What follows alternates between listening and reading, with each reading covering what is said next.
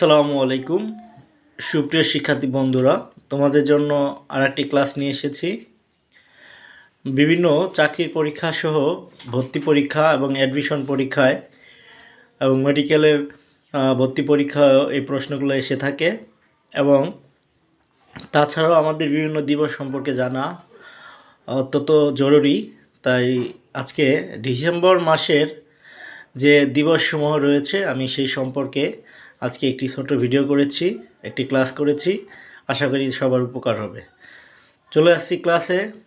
বিশ্ব এইডস দিবস 1 ডিসেম্বর, বিশ্ব প্রতিবন্ধী দিবস 3 ডিসেম্বর, জাতীয় যুব দিবস 8 ডিসেম্বর, বেগম রোকেয়া দিবস 9 ডিসেম্বর, বিশ্ব মানবাধিকার দিবস 10 ডিসেম্বর, জাতীয় ভ্যাট দিবস 10 ডিসেম্বর, শহীদ বুদ্ধিজীবী দিবস 14 ডিসেম্বর, মহান বিজয় দিবস 16 ডিসেম্বর।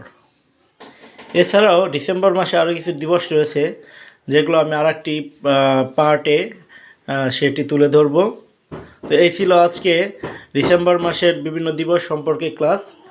লাইক এবং কমেন্টস করে পাশে থাকবেন। ধন্যবাদ।